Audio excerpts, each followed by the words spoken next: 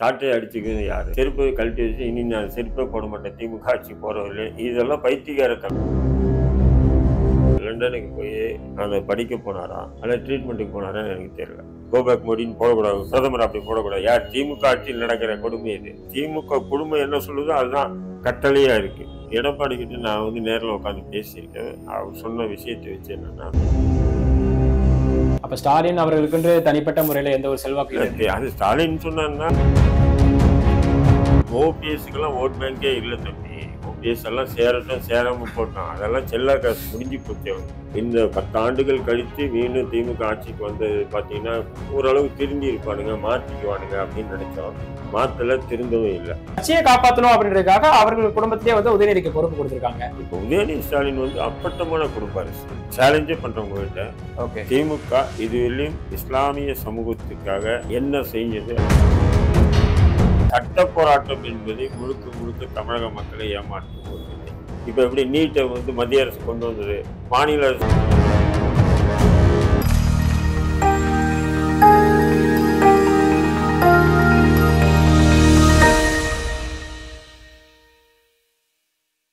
சினிமாஸ்டா நேயர்களுக்கு அன்பு வணக்கம். இன்று நம்முடைய இந்திய தேசிய லீக் கட்சியினுடைய மாநில தலைவர் திரு தடா ரஹீம் அவர்கள் நம்முடைய இருக்கிறார். கிட்டத்தட்ட தன் வாழ்க்கையின் பாதி நாட்களை சிறையிலே கழித்த ஒரு அரசியல் தலைவர்.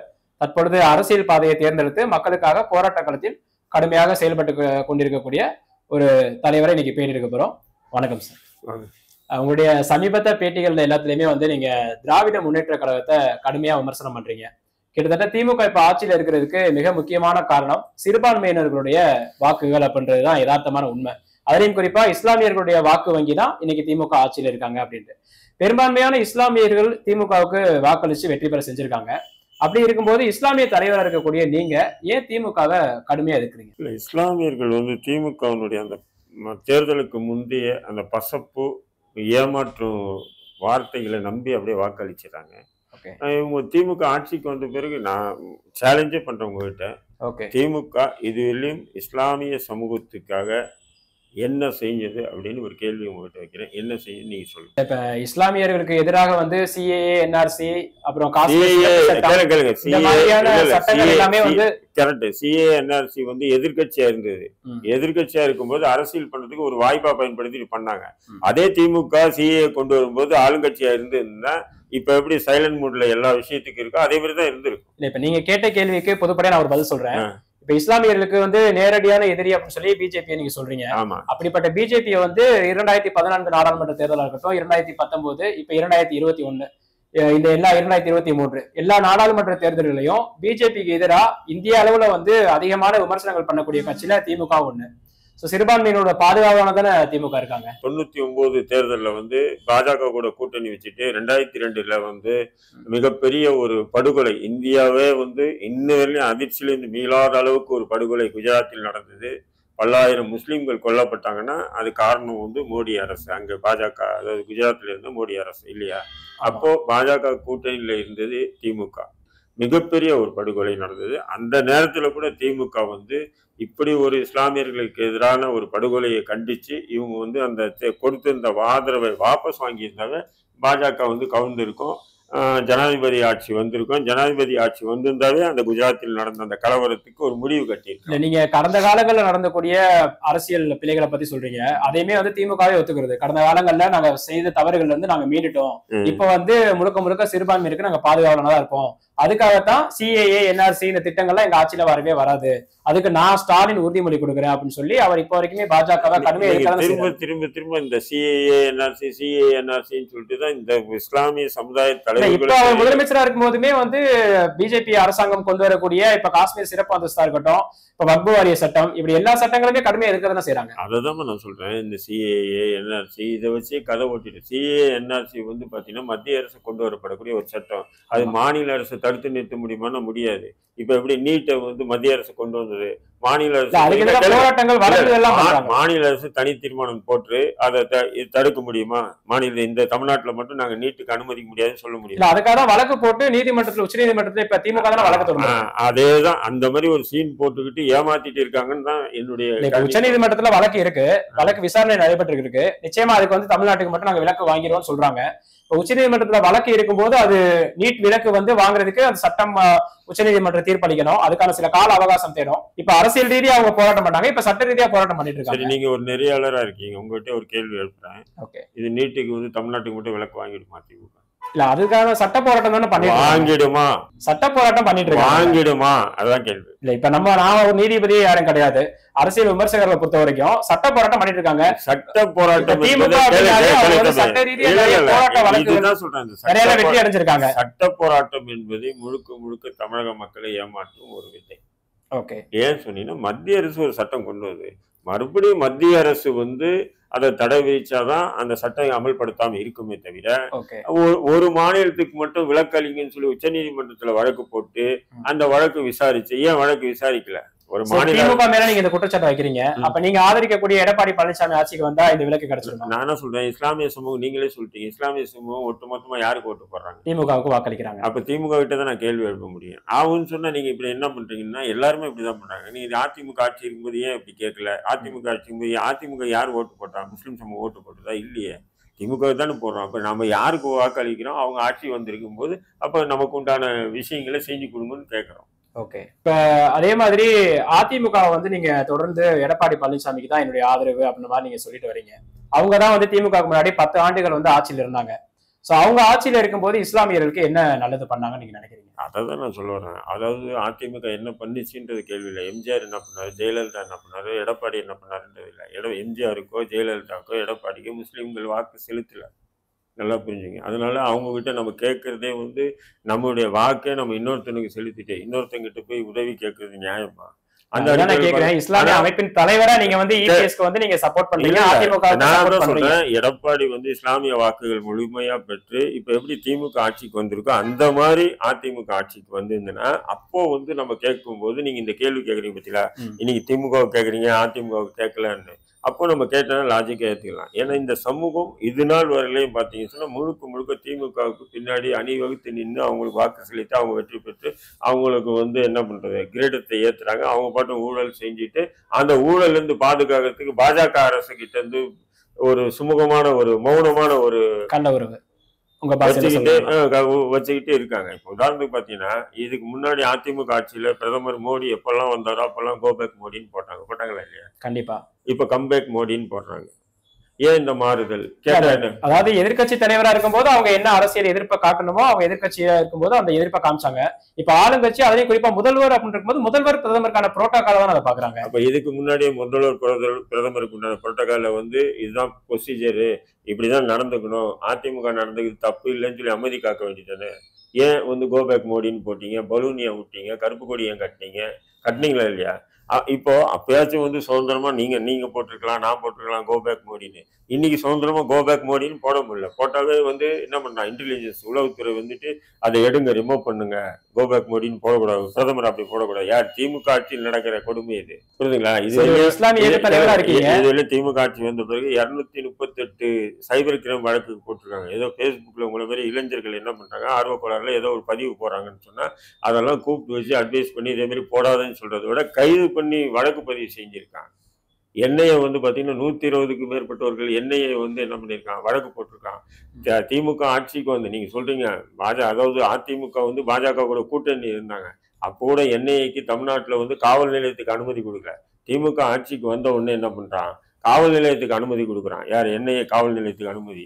இப்போ என்ன பண்றாங்கன்னா குறைஞ்சது பாத்தீங்கன்னா 28 பேருக்கு மேல வந்து என்ஐஏ வந்து கைது பண்ணி சிறையில வச்சிருக்காங்க. எல்லாருக்கும் யூபா சட்டம் பாய்ச்சி இருக்கு. இவ்வளவு ஏன் இன்னொரு விஷயம்னு சொல்றேன் பாருங்க. அதாவது திமுகவினுடைய அதாவது அண்ணா கலைஞருடைய 100ஆண்டு விழாவில் தமிழக அரசு சார்பாக ஒரு நூல் வெளியிடுறாங்க. அந்த நூலில் வந்து கருணாநிதி எப்படி கலைஞர் ஆனார் என்ற தலைப்புல வந்து சுவடு மன்சூர் என்பவர் கட்டுரை எழுதுறாரு. அப்படி கருணாநிதி எப்படி கலைஞர் ஆனார். சோடு மஞ்சள் கட்டுரை எழுதுறாரு. அது போன்ற ஒரு நபரையே யூபா சட்டத்தில் திமுக அரசு கைது பண்ணி இப்ப ஜெயில இருக்கு. அவரை மட்டும் இல்ல, அவருடைய 2 மகன்கள் உட்பட மொத்தம் 4 பேர் கைது பண்ணி சிறையில் அடைச்சிருக்காங்க. இதுதான் திமுகன்றாங்க. அதாவது பாஜக கூட வந்து நீங்க என்ன பண்றீங்க, ஒரு விதமான உறவு. என்ன உறவுன்னா, நீங்க அடிக்கிற கொள்ளையில அவங்க எதுவும் தலையிடக்கூடாதுன்றதுக்காகவே நீங்க ஒரு விதமான கள்ள உறவு, மௌன விரதம். நீங்க திமுக மேல இந்த அளவு குற்றச்சாட்டு வைக்கிறீங்க. 2026 சட்டமன்ற தேர்தல் தமிழ்நாட்டில் வரப்போகுது. எப்பவுமே தமிழ்நாட்டில் சட்டமன்ற தேர்தல் அப்படின்னா இருமுனை போட்டி இருக்கும், இல்லைன்னா மும்முனை போட்டி இருக்கும். இந்த முறை வந்து 5 முனை போட்டி மாதிரி தெரியுது. ஏன்னா திமுக ஒரு பக்கம், அதிமுக ஒரு பக்கம், பாரதிய ஜனதா கட்சி ஒரு பக்கம், நாம் தமிழர் கட்சி சீமான் ஒரு பக்கம், இப்ப தமிழக வெற்றி கழகம் உங்களுடைய அன்புக்குரிய நண்பர் விஜய் அவர்களும் இப்ப அரசியல் பயணத்தை தொடங்கியிருக்காரு. சோ 5 முனை போட்டி மாதிரி தெரியுது. இவ்வளவு குற்றச்சாட்டு நீங்க திமுக மேலே வைக்கிறீங்க. இந்த 5 முனை போட்டியில யாரு வந்தா மக்களுக்கு நல்லது பண்ணுவாங்க நீங்க நினைக்கிறீங்க? திமுக வந்து எப்பவுமே என்னுடைய அரசியலாசன் பழனி பாபா அடிக்கடி சொல்லக்கூடிய வார்த்தை என்னன்னா, திமுக எதிர்கட்சியா இருக்கிற வழி மக்களுக்கு நலனுக்காக போராடுவோம், ஆளுங்கட்சியா மாறிச்சுன்னு சொன்னா அது மக்களுக்கு எதிராக தான் செயல்படும் சொல்லியிருக்காரு. அது வந்து இப்போ இந்த 10 ஆண்டுகள் கழித்து மீண்டும் திமுக ஆட்சிக்கு வந்து பாத்தீங்கன்னா ஓரளவு திருந்தி இருப்பானுங்க, மாத்திக்குவானுங்க அப்படின்னு நினைச்சோம். மாத்தல, திருந்தவும் இல்லை. இப்ப அந்த அடிப்படையில் பாத்தீங்கன்னு சொன்னா திமுகவை எதிர்கட்சி ஸ்தானத்துல உட்கார வைக்கிறார். இப்ப பாஜக சொல்லுது திமுகவை அழிக்கணும்னு, நாம் தமிழ் கட்சி சொல்லுது திமுகவை அழிக்கணும்னு, அதிமுக சொல்லுது திமுக அழிக்கணும். ஆனா என்னுடைய பார்வையில திமுக அழிக்கப்படக்கூடிய கட்சி இல்லை. ஆனா திமுக என்றுமே எதிர்கட்சியா இருக்கக்கூடிய ஒரு கட்சி. ஆளுங்கட்சியா மாறிச்சுன்னு சொன்னா நிச்சயமா அதனால வந்து எந்த இஸ்லாமிய எதிர்கட்சியா திமுக உட்காரலாம், ஆளுங்கட்சியா யாரு வந்தா நல்லது பண்ணுவாங்கன்னு நினைக்கிறீங்க? இல்ல, ஆளுங்கட்சி அது சூழல். இப்ப மேபி இப்ப வந்து பாத்தீங்கன்னு சொன்னா பாஜக கூட கூட்டணிகள்னா அதிமுகவே நல்ல பெட்டர் தானே. 10 ஆண்டுகள் வந்து ஏதோ சில ஒண்ணு இல்லைங்க, என்ஐஏ சிஏ போராட்டம். உங்களுடைய மனநிலையே ஒரு குழப்பமான மனநிலை மாதிரி இருக்குது. இப்ப சிஏ என்ஆர்சி ஆதரிச்சாங்க, பிஜேபி கூட்டணி இருந்தாங்கன்றதுக்காக நீங்க அவங்களை எதிர்த்தீங்க அதிமுகவை. இன்னைக்கு அவங்க வந்து தன்னுடைய பதவி சுகத்துக்காக ஒருவேளை திரு எடப்பாடி பழனிசாமி அவர்கள் வந்து பாரதிய ஜனதா கட்சியினோட கூட்டணி இல்லை அப்படின்றாரு. முன்காலத்துல அவங்கதான் வந்து பாரதிய ஜனதாவோட கூட்டணி இருந்து மக்கள் விரோத சட்டங்கள் நிறைய வந்து ஆதரிச்சாங்க. இப்ப திருப்பி வந்து நீங்க அதே அதிமுக தான் நல்லா இருக்கும்னு சொல்றது ஒரு குழப்பமான மனநிலை மாதிரி. எடப்பாடி கிட்ட நான் வந்து நேரில் உட்காந்து பேசியிருக்கேன். அவர் சொன்ன விஷயத்தை வச்சு என்னன்னா, பாஜக கூட கூட்டணியிலிருந்து விலகின காரணம் என்னன்னா, பாஜக வந்து அதிமுக என்ற கட்சியை அழிக்கணும்னு பாக்குது. இனி நாங்க பாஜக கூட கூட்டணி வச்சா அது சரியில்லை. ரெண்டாவது அவங்களுடைய அந்த வெறுப்பு அரசியல் வந்து அது எங்களுக்கு அதிமுகவுக்கு மிகப்பெரிய பின்னடைவு கொடுக்குது. ஏன்னா காலங்காலமா வந்து ஒரு தனித்துவத்தோடு அதிமுக ஆட்சி செய்ய இது இருந்திருக்கு.